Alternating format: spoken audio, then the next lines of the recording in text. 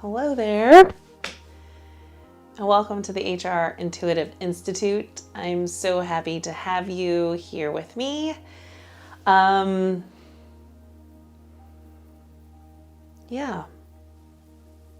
So today we're going to talk about friends and we're going to talk about their impact on your energy and why it's a very powerful, powerful lesson. But before we begin with that, I want to check in with all of you. How have you been doing? What's been going on in your world? If you're new here to the HR Intuitive Institute, make sure you say hello so I can say hello back. Even if you're watching the replay, say hello so that I can greet you later on and respond to you and welcome you to the HR Intuitive community. So happy to have you here. So happy to have you a part of this community with these other like-minded individuals. The HR Intuitive Institute, we come to you every week with a weekly lesson on continuing your HR intuitive development. This is still fairly new. We're still figuring it out. We're still figuring out a time because my calendar is just really, really hectic. And if I don't become intentional about it, this is something that easily becomes a quick thing to do, and that's not what I want this to be. I want this to be a true moment. It's replacing something that I truly did cherish on the podcast, which is my ability to be vulnerable with you about my continued development and share with you those lessons, even if they're showing up time and time again, because that's the reality. The lessons about growth and awakening, it's undoing for me 30 plus years of stuff that I've done in so many different ways, and trying to reposition my thinking and to align it so that it's serving my greatest good is just a different kind of approach. So I want to be of service. So today we're here at, I think like 10:15. Gonna try to aim for 10 a.m. Once again, still figuring out camera angles and lights in this studio. Just trying to master the art of going from the yin and the qigong classes, which we just started this week at the HRart Center, free live yin every Thursday evening at 7 p.m. Eastern Standard Time, and qigong every Friday mornings at 8 a.m. Eastern Standard Time. And then obviously the replays are available so that you can do those at your own convenience, but really working on that and towards that and doing that. And then trying to master HR intuitive. So I feel like the classes and the classes for the HRart classes, it was really important for me to get those online into a place that I thought that they were of service to you. Now it's a matter of getting this of service to you. So while I say that, if you're watching this, if you feel pulled to this to continue your own development, let me know how I can help. Let me know the challenges that you are encountering. And even if I don't know the answers, maybe we can bring on guests to have those answers. We have this time every week to come together, to have coffee, to chat about our intuitive development and lessons that we've learned in the past, or maybe during the week in real time, which is my main intent for doing these weekly live streams, is to be able to capture when life is happening, the learning in life is happening in real time, because that's where we want to get to. We want to get to viewing that everything that's occurring is truly a lesson. So yeah, that's where we're at. So today, the lesson is about, what about your friends? How do friends play in this whole intuitive development piece? And I want to tell you that as someone who spent most of my life with the greatest fear of ending up alone, even though I know instinctively and intuitively that solitude, being the act of being alone, is actually quite nourishing for me, the fear of loneliness, of not having companionship when I do want it and need it, because I do value interactions with people. It's a human instinct that we want to connect with each other. And I just was always so afraid that I would not have that. And even question for a long time, even the relationships that I did have, if they were real. And I found that I would put a lot more energy into them to try to sustain them and maintain them, in hopes that when I really needed somebody, I would have at least one. What I didn't realize is, when you are very passionate about the work that you do, you have a tendency to put your best foot forward all the time. And that includes in these relationships that are not quite inner circle, but more so maybe a half a step or a step out of that inner circle. And when they're outside that inner circle, you still have to exert energy. You're still trying to build them and sustain them. The question then becomes, are those people giving as much as you are giving? What does that ratio look like? Any sort of relationship, whether it's friendship, whether it's romantic, whether it's a work relationship, it's all an exchange of energy. And it took me a long time to realize that when I'm with people, I'm giving energy. Because I am a people pleaser, because I have a tendency to put other people's needs before mine, I'm just giving and giving and giving, and I'm just draining my energy supply. Which is why I think I spend a lot of my current wellness is heavily focused on restoring and trying to rebuild that, and drastically minimizing things that cause additional stress on my body. I've also come to the conclusion that, because I like to say yes, because I want to be helpful, I take on a mammoth amount of projects. It's mammoth, Some people say their plate is full. I have like buffet platters full of priorities and projects, and overcommitted myself, which is not good for me. It's not good for my energy, and it's not good for how I show up. You have things like this that I really want to dive my energy into, but I'm not able to give HR Intuitive Institute what I want to, because I'm overcommitted in other scenarios. And so I really have been doing this balance of offloading my plate, of trying to do less, and refocus, so that when I do put my energy into something, it's something really meaningful. So how does that relate to this conversation around friends?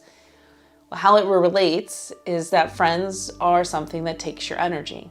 And your energy is precious, because most of us were not taught from an early age to preserve our energy. We're born with a specific amount of energy. Some of us who are very blessed had bounds of it. As a child, I would run around in circles while I would eat, because I just had so much energy. It was a true gift. Some babies, not so much. But if you had this gift of energy, if you were described like me, I won awards where I was described as the Energizer Bunny Award, you had this perception that it's never going to run out. And so it allowed me to really overdo it. It allowed me to really push myself.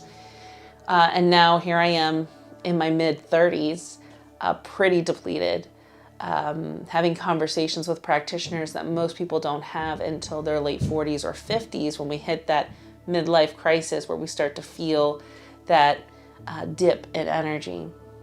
When those things that we attribute to just getting old start to happen, are happening a lot sooner to me, because of the pace that I chose to take, the way that I chose to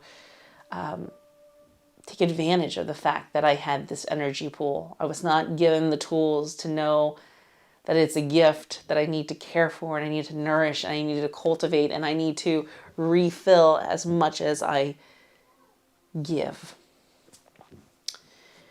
For me, this was very difficult for me to do, but I had to take a hard look at my relationships and decide which relationships am I really, truly committed to, which relationships do I think are really worthy of my time and energy, and which ones have to have very strict boundaries. And it doesn't really have much to do with who those people are, and more so about where they are in their journeys in comparison to where I am in my journey. We're all on our paths. None of them are right or wrong. It just so happens that some paths are crossing ours and going to another destination, while others are along for the ride going to a similar destination as mine. And sometimes we'll be connected on a path for a while and then go our separate ways. You know, we live with free will, and we're able to do all of those different things. And it's important to be mindful about where am I in relation to my friends? Where am I in relation to their paths and the ones that they are traveling currently? So, friends, this week I challenge you to really ask yourself, if you've never done this, what is the impact of the people that you allow to be around you to kind of have a free-for-all of getting your energy? Revisit that and really take stock of how much you are giving. Some, and I'm blessed that my best friend and my husband are both extroverted in nature. I have a daughter who's very extroverted in nature. It's interesting to watch that energetic exchange when they connect with people, because they have an innate ability to filter how much they give. But they also are benefiting from the refueling that they get from the energy of the other person. So they are actually pulling and re-energizing in those interactions. Whereas someone like me who's more introverted in nature, the entire exchange is draining. So I get a little bit, because I'm not 100% introverted. I have some extrovertedness. I am pulling from them at times, but not at the flow of the exchange that someone that is extroverted.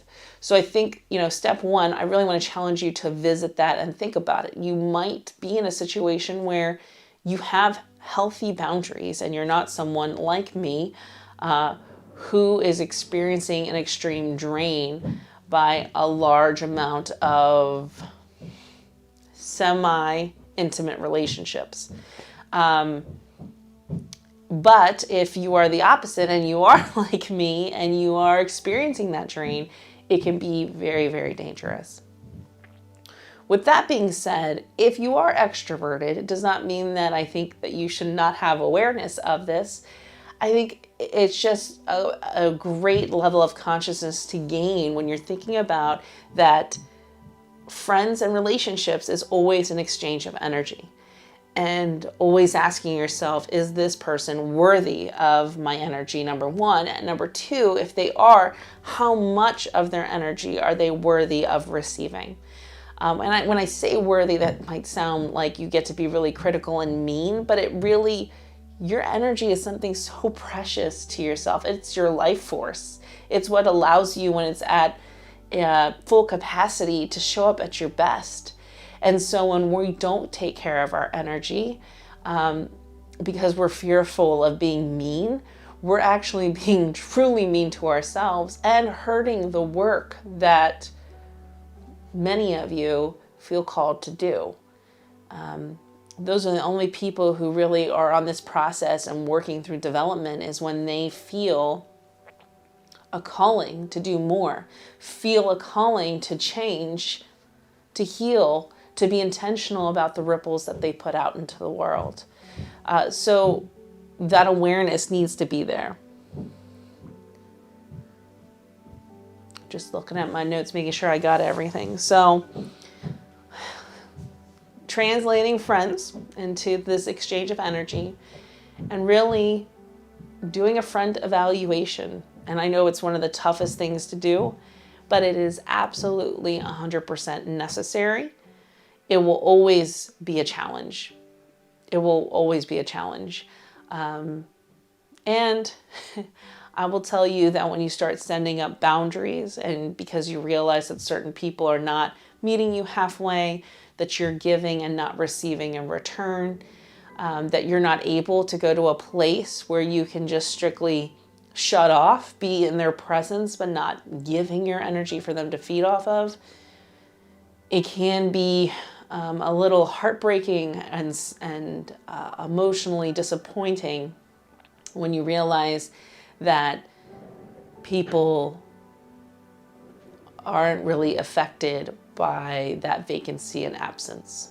So I think my final words would be that we spend a lot of time assuming that we know that there's going to be this big, heavy aftermath that happens.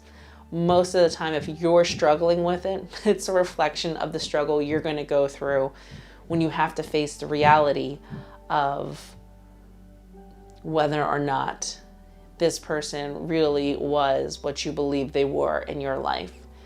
But at the same token, if they're on this list of you challenging to establish boundaries in regards to energy and what that exchange looks like with this individual, you already know that they're not exactly what you anticipated them being in your life. So this is a huge, huge, heavy topic. One that I know we've talked about time and time again on this show, whether it was work love, whether it, now HRII, it's going to keep coming forward. It's going to keep coming forward because I'm still learning it and I'm still challenged with it. Relationships and interacting with people, we're in the people business. We've chosen to want to interact with people for our livelihood. And because of that, this is going to be an ongoing challenge for us personally and even professionally. So would love to hear your thoughts. Also would love to connect with you if you're not comfortable posting them in the comments. Always reach out to me. My email address is Samm, SAMM, @leadership.isart.com. You can also text me at 717-430-2850. If you text me, just say, hey, was watching your HRII episode about friends, and here's my dealio. Would love to connect with you. Would love to hear from you. And until next time. And next week, we're talking about love. Allowing love to occur, which is another topic. I think this month is all about topics that we've talked about time and time again, but are so necessary because they just don't settle in. So join me next week, 10 a.m. Eastern Standard Time on Fridays for your next HR Intuitive Institute lesson. And with that, have a beautiful morning, and I'll talk to you later.